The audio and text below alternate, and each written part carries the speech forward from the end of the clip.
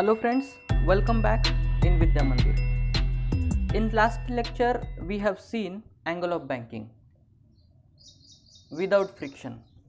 आपण एक ideal condition विचारात घेतली आणि तिकडे असं आपण कन्सिडर केलं की फ्रिक्शन नाही आहे रस्त्यावरती आणि त्यावेळेस आपल्याला मोस्ट सेफ स्पीड मिळाली. आणि ती काय होती v is equal to root R G tan theta. ती काय होती v इज इक्वल टू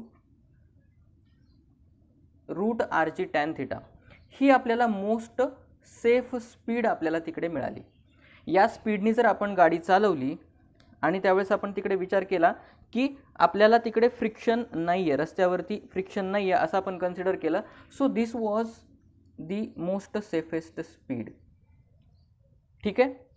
मग जर आपण एखादी सिच्युएशन विचारात घेतली, रस्त्यावरून जात असताना आपण फक्त याच स्पीडनी जाणार का? ऑब्व्हियसली नाही. कधी यापेक्षा कमी स्पीड होऊ शकते, कधी यापेक्षा जास्त स्पीड होऊ शकते. या दोन कंडिशनचा पण आपल्याला तिकडे विचार करावा लागेल. आणि आता आपण अँगल ऑफ बँकिंग विचारात घेणार आहोत विथ फ्रिक्शन सोबत. आता रस्त्यावरती फ्रिक्शन पण आहे, फ्रिक्शनचा फॅक्टर सुद्धा आपल्याला मदत करतो. This is the most safest speed. आपल्याला ही मिळालेली सेफ स्पीड आहे. परंतु यापेक्षा कमी जर स्पीड झाली तर मग काय? तर तिकडे एक फॅक्टर जो असतो तो आपल्याला मदत करतो आणि त्याला आपण म्हणतो फ्रिक्शन. तो फ्रिक्शन आपल्याला काही अंशी मदत करतो. मग जर मिनिमम स्पीड झाली, याच्यापेक्षा कमी स्पीड जर झाली तर तो फ्रिक्शन कशा प्रकारे आपल्याला मदत करेल आणि याच्यापेक्षा जर जास्त स्पीड झाली तर तो आपल्याला कशा प्रकारे मदत करेल याचा आपण तिकडे काय करणार आहोत, विचार करणार आहोत. मग आपल्याकडे आपण जर विचारात घेतलं तर कोणते कोणते फोर्स ॲक्ट होत आहेत बाबा, की ते व्हेकल जे आहे ते व्हेकल बँकिंग रोडवरतून जात आहे, तर त्यावेळेस कोणते कोणते फोर्सेस त्याच्यावरती ॲक्ट होत आहेत याची एक आपण व्हर्टिकल सेक्शन फिगर आपण तिकडे बघूयात. तर ही आपल्याला फिगर बघता येईल इकडे. या फिगरमध्ये काही कॉम्पोनंट जे काही आहेत त्यांचा आपण अगोदरच विचार केलेला आहे. ज्यावेळेस आपण विदाऊट फ्रिक्शनचा विचार करत होतो त्याच वेळेस आपल्याला त्याचं जे काही आहे ते विचार घेता आला. तर बघूयात कोणते कोणते कॉम्पोनंट आहेत आणि काही नवीन कॉम्पोनंट आपण इकडे तयार केलेले आहेत बिकॉज ऑफ द फ्रिक्शन. तर त्याचा आपण तिकडे विचार करूयात. चला, व्हेकल आहे, व्हेकलचं मास mg ॲक्टिंग व्हर्टिकली डाऊनवर्ड. आपल्याला आत्तापर्यंत कळालेलंच आहे की जो कुठलाही ऑब्जेक्ट असेल त्याचं मास कुठे ॲक्ट होतं, व्हर्टिकली डाऊनवर्ड. mgला तिकडे काय होतं, व्हर्टिकली डाऊनवर्ड तिकडे होतं. नॉर्मल रिॲक्शन जी काय आहे ती सरफेसला परपेंडिक्युलर असते. सरफेस टिल्टेड आहे, सरफेसला परपेंडिक्युलर. हा n काय करतोय, नॉर्मल रिॲक्शन ॲक्ट होतोय vertically upward perpendicular to the surface. याचे दोन कॉम्पोनंट आपण रिझॉल्व करून घेतले होते. ज्या फॅक्टरसोबत तो n थिटा अँगल क्रिएट करतो तो होतो कॉस थिटा, म्हणून आपण त्याला म्हणलं n कॉस थिटा, बरोबर आहे. आणि दुसरा कॉम्पोनंट होत असतो n साइन थिटा. हे कॉम्पोनंट कशा प्रकारे रिझॉल्व करायचे याचा जर विचार तुम्हाला घ्यायचा असेल, हे जर अंडरस्टँडिंग करायचं असेल तर 11वीमध्ये जावं लागेल. आणि 11वीचा जो काही चॅप्टर आहे मॅथमॅटिकल मेथड्स, त्याच्यामध्ये हे कॉम्पोनंट कसे रिझॉल्व करतात याचा तिकडे पूर्णपणे विचार सांगितलेला आहे. ठीक आहे. मग आता आपल्याकडे काय आहेत, दोन कंडिशन आहेत. कोणत्या कोणत्या दोन कंडिशन आहेत विचार करूयात आपण. नंबर 1 ची जी कंडिशन आहे त्या नंबर 1 च्या कंडिशनला आपण काय म्हणतोय, v हा काय आहे, सेफ स्पीडपेक्षा मिनिमम आहे. v हा काय आहे, ही जी सेफ स्पीड आहे त्याच्यापेक्षा कमी आहे. आणि नंबर 2 ची जी काही कंडिशन आहे त्याला आपण असं लक्षात घेतोय की v काय आहे, मॅक्सिमम आहे. ही जी सेफ स्पीड आहे त्याच्यापेक्षा जास्त आपला काय आहे तिकडे v आहे, असं आपल्याला तिकडे सांगता येईल. या दोन्ही कंडिशनचा आपण काय करणार आहोत, विचार करणार आहोत. दोन्ही कंडिशनला आपल्याला कसं असेल, म्हणजे आपल्याला आपली जी काही स्पीडची लिमिट आहे ती तिकडे आपल्याला मिळून जाईल. ओके. तर विचार करूया पहिली कंडिशन. पहिल्या कंडिशनला आपण काय म्हणूयात, v जो काय आहे तो काय आहे, मिनिमम आहे. या कंडिशनचा आपण तिकडे काय करत आहोत, विचार करत आहोत. ठीक आहे. v आहे मिनिमम, लक्षात आलं. मग v मिनिमम आहे, वेलोसिटी कशी आहे, मिनिमम आहे, याच्यापेक्षा मिनिमम आहे, त्याला आपण v1 म्हणूयात. फॉर आर इझीनेस, आपल्या सोप्यासाठी आपण त्याला काय म्हणूयात, व्ही काय म्हणूयात, 1 असं म्हणूयात. आणि तो काय आहे, लेस आहे कशापेक्षा, रूट आर जी टॅन थिटापेक्षा. रूट आर जी टॅन थिटापेक्षा तो काय आहे, मिनिमम आहे. म्हणून V1 less than root R G tan theta असं आपल्याला इकडे बघायला मिळालं. मग आता आतल्या बाजूनी लागणारा रिझल्टंट फोर्स कोणता होता, एन साइन थिटा होता.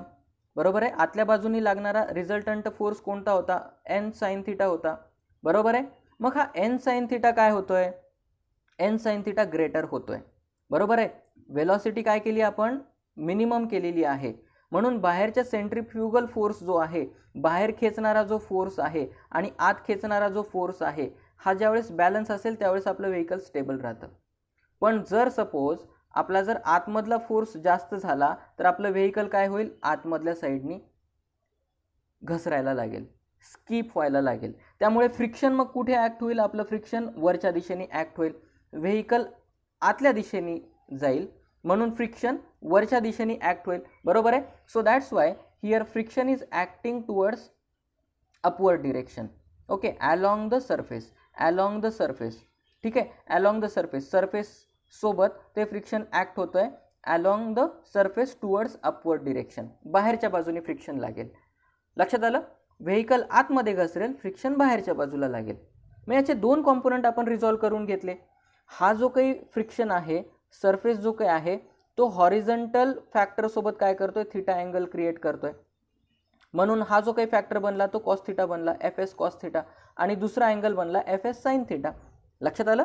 हा ज्याच्यासोबत थिटा अँगल क्रिएट करतो तो कॉस थिटा होत असतो, एफ एस कॉस थिटा, आणि दुसरा एफ एस साइन थिटा.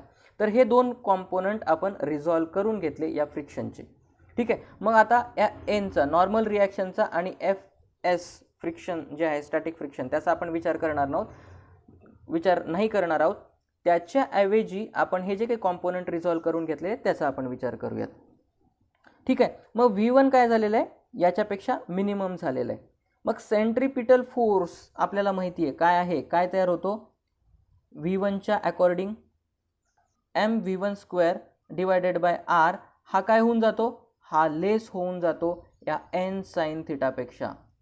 या एन साइन थिटापेक्षा हा mv1 डिवायडेड बाय r जो असतो तो r काय होतो, इकडे लेस होऊन जातो एन साइन थिटापेक्षा.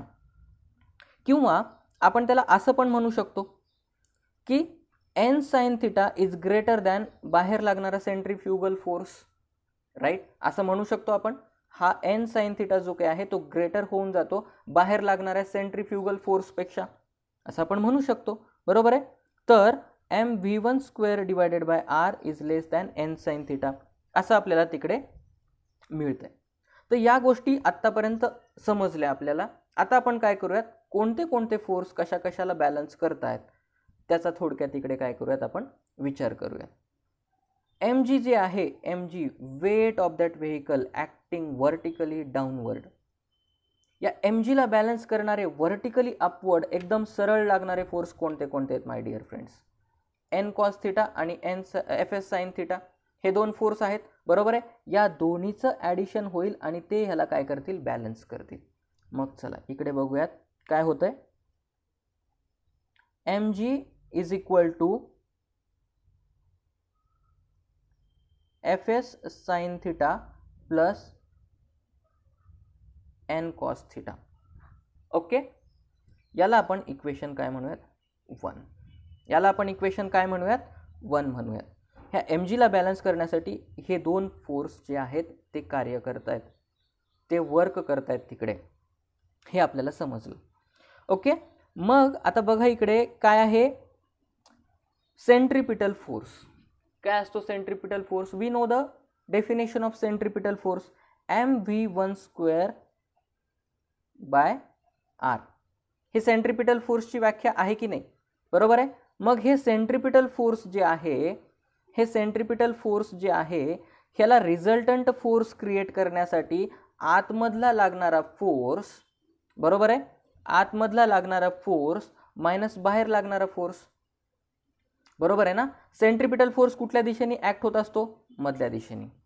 सेंट्रीपिटल फोर्स कुठल्या दिशेने ॲक्ट होत असतो, मधल्या दिशेने, बरोबर आहे ना. मग रिझल्टंट फोर्स तयार होण्यासाठी हा जो काही फोर्स आहे आतमध्ये एन साइन थिटा मायनस हा बाहेरचा फोर्स, मग तो हा तयार होईल, बरोबर. मग mv1 upon r is equal to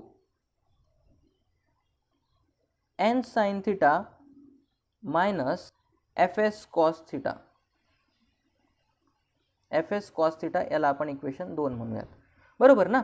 आतमधला फोर्स मायनस बाहेर जाणारा फोर्स हा ग्रेटर आहे, आपण ऑलरेडी सांगितलेला आहे. हा आतमधला फोर्स कसा आहे, ग्रेटर आहे. इथे बघा, इथे लक्षात घ्या, mv1 upon r is less than N sine theta, म्हणजे एन साइन थिटा काय झालाय, ग्रेटर झालाय. आतमधला फोर्स ग्रेटर झालेला आहे. मग हा ग्रेटर झालेला फोर्स बाहेर खेचणारा फोर्स ज्यावेळेस मायनस होईल त्यावेळेस आपल्याला resultant force mv1 upon r मिळून जाईल. आलं लक्षात, ठीक आहे. तर हे दोन इक्वेशन आपल्याला तिकडे मिळाले आणि हे दोन इक्वेशन मिळाल्यानंतर आपल्याला असं लक्षात येतंय की ज्यावेळेस व्हेलॉसिटी मिनिमम असते, माय डिअर फ्रेंड्स, व्हेलॉसिटी ज्यावेळेस मिनिमम असते त्यावेळेस मॅक्सिमम फ्रिक्शन आपल्याला तिकडे मिळते. व्हेलॉसिटी मिनिमम ज्यावेळेस असते त्यावेळेस मॅक्सिमम फ्रिक्शन आपल्याला तिकडे मिळते. म्हणून फ्रिक्शन मॅक्सिमम कधी होतं आपण बघितलेलं आहे. फ्रिक्शन मॅक्सिमम कधी होतं, फ्रिक्शन मॅक्सिमम कधी होतं, ज्यावेळेस फ्रिक्शन मॅक्सिमम असेल त्यावेळेस म्यू एन मिळतं आपल्याला. म्यू एन ज्यावेळेस होईल त्यावेळेस फ्रिक्शन आपल्याला मॅक्सिमम मिळतं. मग या सगळ्या ज्या काही व्हॅल्यू आहेत एफ एसच्या त्या आपण त्याच्या ठिकाणी ठेवून घेऊयात. इक्वेशन 1 मध्ये इथे आणि इक्वेशन 2 मध्ये इथे या एफ एसची म्यू एन जी काही व्याख्या आहे, म्यू एन जी काही व्हॅल्यू आहे ती आपण तिकडे काय करूयात, ठेवून घेऊयात. मग इकडे बघा, इकडे लक्ष द्या, M G equal to F एसच्या जागी काय केलं आपण, म्यू एन ठेवलं, म्यू एन ठेवलं, बाकी साइन थिटा जशाला तसं आणि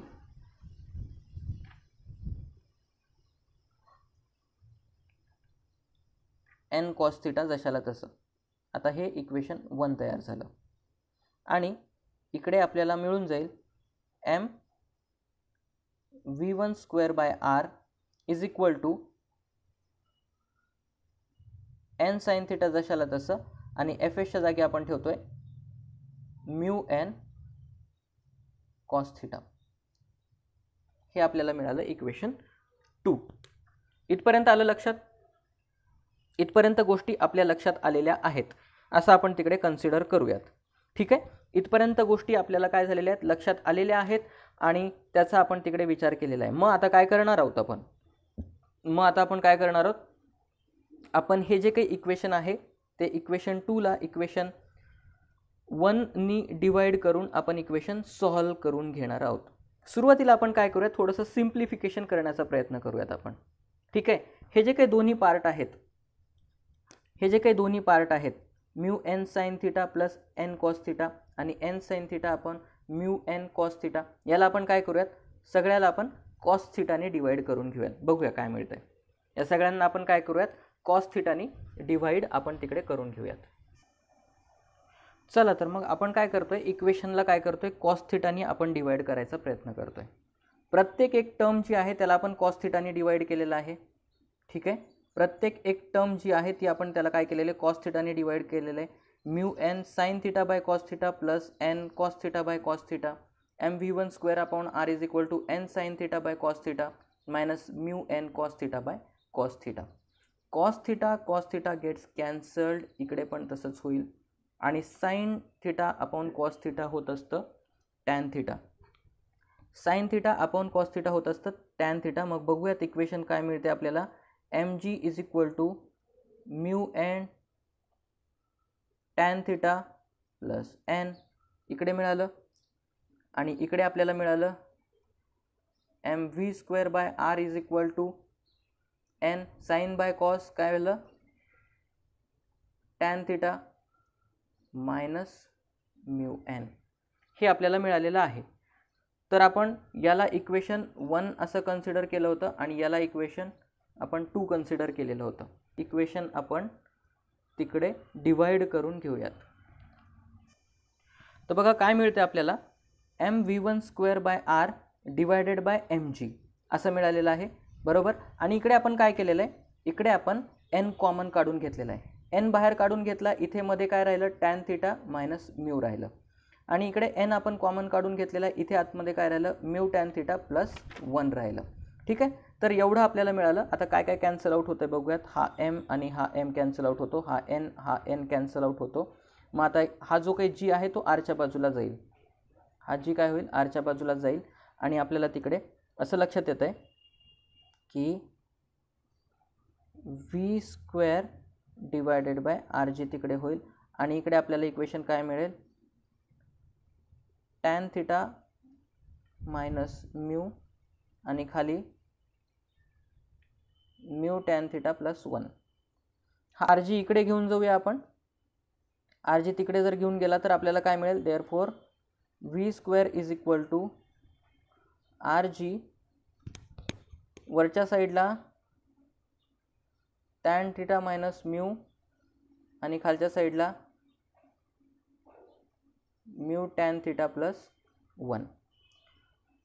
याचा स्क्वेअर जो आहे तो स्क्वेअर काढून घेऊ आणि स्क्वेअर काढल्यानंतर आपल्याला इक्वेशन मिळते v is equal to root under root R G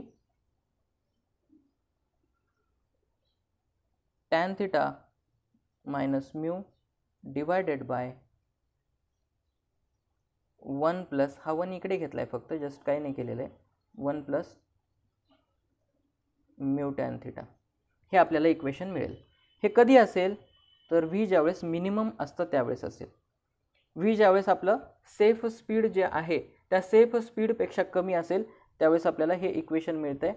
आणि या स्पीडने आपल्याला गाडी चालवावी लागेल. त्यावेळेस आपल्याला फ्रिक्शनचा जो काही फॅक्टर आहे तो फ्रिक्शनचा फॅक्टर काय करत असतोय, मदत करत असतोय, असं आपल्याला तिकडे लक्षात येतं. ओके, तर ही झाली मिनिमम स्पीड. आता दुसऱ्या कंडिशनकडे जाऊया आणि दुसऱ्या कंडिशनचा विचार करूया की व्ही मॅक्स असताना काय करायला पाहिजे. दुसऱ्या कंडिशनमध्ये व्ही मॅक्स असताना आपल्याला तिकडे काय करायला पाहिजे याचा आपण तिकडे काय करूया, विचार करूया. तर आता आपण व्ही मॅक्स घेणार आहोत. व्हेलॉसिटी आपली काय असणार आहे, मॅक्सिमम असणार आहे आपल्या सेफ स्पीडपेक्षा. त्याला आपण v2 कन्सिडर करूया. तर v2 is greater than root R G tan theta. ही काय आहे, आपली सेफ स्पीड होती. तर आपली व्हेलॉसिटी या सेफ स्पीडपेक्षा आपण काय केलेली आहे, जास्ती घेतलेली आहे. मग इकडे आपल्याला कसं कंडिशन मिळेल, तर mv2 square divided by R is greater than n sine theta. आता इथे mv2 स्क्वेअर बाय आर हा काय होईल, तर हा होईल सेंट्रीफ्युगल फोर्स. का, कारण की आपण व्हेलॉसिटी काय केलेली आहे, सेफ स्पीडपेक्षा जास्त घेतलेली आहे. तर इकडे आपल्याला फिगरमध्ये लक्ष द्यायचं आहे की फिगरमध्ये कोणत्या कोणत्या कंडिशन आपल्याला तिकडे लक्ष देतील ते बघा. सुरुवातीला आपले जे काही कॉम्पोनंट आहेत त्या कॉम्पोनंटचा आपण विचार करू. Which component is balancing which component, किंवा फोर्स आपण म्हणूया इकडे. तर बघूयात, सुरुवातीचे कॉम्पोनंट आपल्याला माहिती आहेत. हे काय आहे, व्हेकल आहे. व्हेकलचं weight mg is directly vertically downward direction. ठीक आहे, इकडे n आहे नॉर्मल रिएक्शन सरफेसला परपेंडिक्युलर अपवर्ड डिरेक्शन मध्ये. आणि त्याचे जे काही कॉम्पोनंट आहेत ते रिझॉल्व्ह करून घेतले होते आपण, n कॉस थिटा आणि n साइन थिटा. ही कंडिशन आपण सुरुवातीला विचारात घेतली. आता आपल्याला असं लक्षात येत आहे की आपण काय केलेली आहे, आपली जी काही स्पीड आहे ती काय केलेली आहे, आपण स्पीड वाढवलेली आहे. त्याच्यामुळं आपलं जे काही व्हेकल आहे ते बाहेरच्या दिशेने ओढलं जाईल जास्त. कारण v जो आहे तो जास्त झाल्यामुळे mv2 square by R centrifugal force हा काय होईल, जास्त होईल. आणि सेंट्रीफ्युगल फोर्स कुठे असतो, अवे फ्रॉम द सेंटर असतो. त्यामुळे व्हेकल आपलं बाहेरच्या दिशेने ओढलं जाईल. आणि व्हेकल बाहेरच्या दिशेने ओढलं जात असताना फ्रिक्शन हे आतमधल्या साईडनी लागेल. फ्रिक्शन कुठे लागेल, along the surface towards downward direction. Banking केलेलं आहे रोड, त्याच्यामुळे डाऊनवर्ड डिरेक्शनला आपलं फ्रिक्शन जे काय असेल ते फ्रिक्शन आपलं अप्लाय होईल. अलॉंग द रोड असेल ते, असं आपल्याला तिकडे लक्षात येत आहे. मग या सर्व कंडिशनचा विचार घेतल्यानंतर आपल्याला जे काही फ्रिक्शन आहे त्या फ्रिक्शनचे जे काही कॉम्पोनंट आहेत ते रिझॉल्व्ह करून घेऊयात आपण. तर फ्रिक्शनचा जो काही कॉम्पोनंट आहे हा तो या रस्त्यासोबत काय करतोय, थिटा अँगल क्रिएट करतोय. त्यामुळे हा होईल cos theta, fs cos theta. आणि खालच्या दिशेने दुसरा एक कॉम्पोनंट आपला तिकडे तयार होईल, तो होईल fs साइन थिटा. तर अशा प्रकारचे जे काही कॉम्पोनंट आहेत ते कॉम्पोनंट आपल्याला तिकडे लक्षात येत आहेत. फिगर तुमच्या लक्षात आली असणार आहे. तर त्यामुळे आता आपण काय करणार आहोत, या एन ला आणि या एस ला आपण कन्सिडर नाही करणार आहोत. त्याच्याऐवजी आपण हे कॉम्पोनंट आणि फ्रिक्शनचे हे कॉम्पोनंट आपण काय करणार आहोत, लक्षात घेणार आहोत. तर चला आता कोणते कोणते कॉम्पोनंट कोणत्या कोणत्या फोर्सला किंवा कोणत्या कोणत्या कॉम्पोनंटला बॅलन्स करतायत त्याचा आपण तिकडे काय करूया, विचार करूया.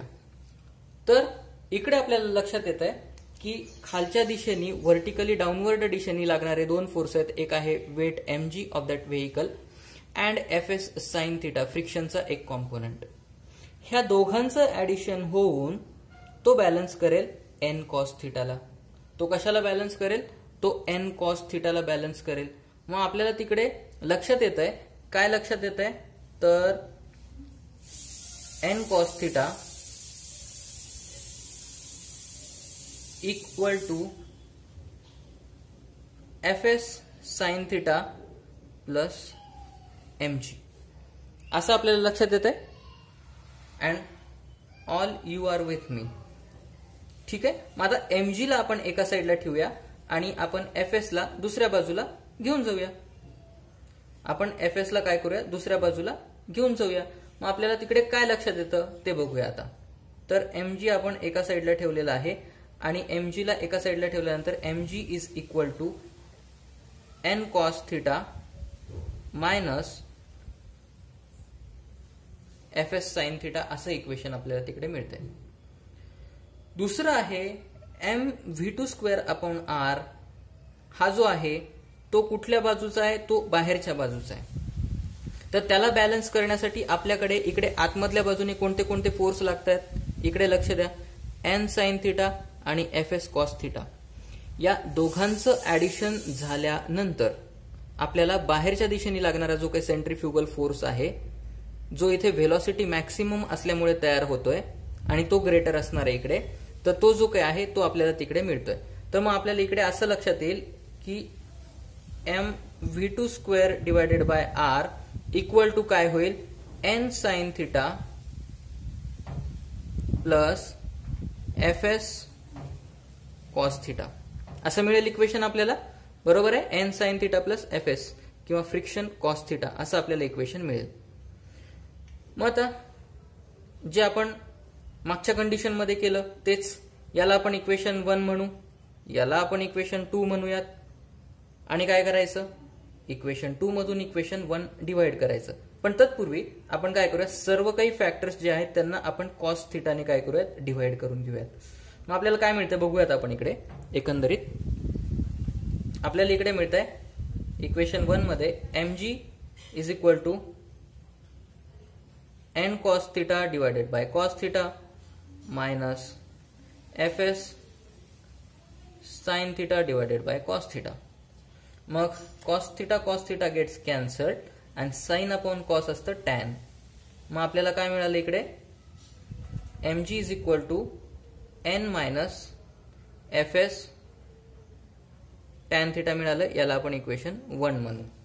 याला आपण इक्वेशन काय म्हणायचंय, याला आपण इक्वेशन 1 म्हणायचं आहे. आता एम व्ही स्क्वेअर दुसऱ्या इक्वेशन मध्ये काय होतं, M V two square divided by R equal to, इथे सुद्धा काय करूयात आपण, N sine theta divided by cos theta plus F S cos theta divided by cos theta. Cos theta cancel झालं, साइन अपॉन कॉस होतं tan. मग इकडे आपल्याला इक्वेशन 2 काय मिळतं, तर M V two square divided by R equal to N tan theta plus F S असं आपल्याला मिळालेलं आहे. N tan theta upon F S आपल्याला तिकडे मिळालेलं आहे. ठीक आहे. मग आता हे काय आहे, तर व्हेलॉसिटी काय आहे, तर व्हेलॉसिटी आहे मॅक्सिमम. बरोबर आहे. And for maximum speed, for maximum velocity आपलं जे काही फ्रिक्शन असणार आहे ते मॅक्सिमम असणार आहे. जी याच्या आधीची कंडिशन होती सेम तीच. तर एफ एस मॅक्सिमम असल्यानंतर आपल्याला कधी मिळतं ते F S maximum, mu N असेल त्यावेळेस आपल्याला Fs म्हणजेच फ्रिक्शन मॅक्सिमम मिळतं, त्याला आपण लिमिटिंग फ्रिक्शन असं म्हणतो. तर ही व्हॅल्यू आपण Fsच्या ठिकाणी सगळीकडे ठेवून देणार आहोत. ही व्हॅल्यू आपण सगळ्या ठिकाणी इथे Fsच्या जागी, इथे Fsच्या जागी आपण ती व्हॅल्यू ठेवून देणार आहोत. मग बघूया आपल्याला काय मिळतंय. इक्वेशन 1 मिळते आपल्याला mg is equal to n minus Fsच्या जागी काय ठेवलं आपण, म्यू एन टॅन थिटा. याचं n जे आहे ते आपण काय करूयात, कॉमन काढून घेऊयात. n आपण काय करूयात, कॉमन काढलं. n कॉमन काढल्यानंतर 1 मायनस म्यू टॅन थिटा. आता हे इक्वेशन 1 होईल. या इक्वेशन 1 ला आपण सॉल्व्ह केल्यानंतर इथे आपल्याला हे इक्वेशन 1 मिळालं. तसंच इकडच्या बाजूला बघूयात आपण काय होतंय. mv2 square divided by r n tan theta. Fsच्या जागी आपण म्यू एन ठेवलेला आहे. ठीक आहे. मग इकडे आपल्याला mv2 square divided by r, n common काढलं, आतमध्ये राहिलं टॅन थिटा प्लस म्यू. याला आपण इक्वेशन 2 म्हणूयात. आता इक्वेशन 2 मधून इक्वेशन 1 आपल्याला काय करायचंय, आपल्याला डिवाइड करायचं आहे. आणि सर्व काही स्टेप आपण मागच्या वेळेस ज्या पद्धतीने केलेल्या आहेत त्याच पद्धतीने आपण सर्व स्टेप फॉलो केल्यानंतर आपल्याला व्ही मॅक्स काय मिळेल. व्ही मॅक्स काय मिळेल तर अंडर रूट व्ही मॅक्स काय मिळेल, अंडर रूट आर जी ब्रॅकेटमध्ये tan theta plus mu divided by 1 minus mu tan theta. हे इक्वेशन आपल्याला मिळेल. And this is the maximum speed we get. बरोबर. तर ही आपल्याला मॅक्सिमम स्पीड मिळालेली आहे. आणि मागच्या कंडिशन मध्ये मिनिमम स्पीड असताना आपल्याला काय इक्वेशन मिळतं, कोणत्या इक्वेशन प्रमाणे आपल्याला फ्रिक्शन किती मिळतं आणि how much that friction is helping us, या सगळ्या गोष्टी आपल्याला तिकडे कळालेल्या आहेत. तर अशा पद्धतीनं व्ही मॅक्स हे असेल आणि व्ही मिनिमम जे काढलं होतं आपण, त्या दोन स्पीडच्या आतमध्ये आपलं व्हेकल ज्यावेळेस असेल त्यावेळेस आपल्याला फ्रिक्शन मॅक्सिमम फ्रिक्शननी काय होईल, मदत होईल. And we can get such type of expressions when there are friction on the banked road. So we understood both the condition V minimum and V maximum when there is a friction. Friction के साथ हमने ये जान लिया. अभी next lesson में हम conical pendulum का application देखेंगे. वहां पे कौन से force लगते हैं एंड कैसा उसका जो एप्लीकेशन होता है वो वहां पे कैसे यूज होता है उसके बारे में हम कोनिकल पेंडुलम में जान लेते हैं. Till then thank you very much. Have a nice day. जय Hind. Will meet in next lesson. Thank you very much.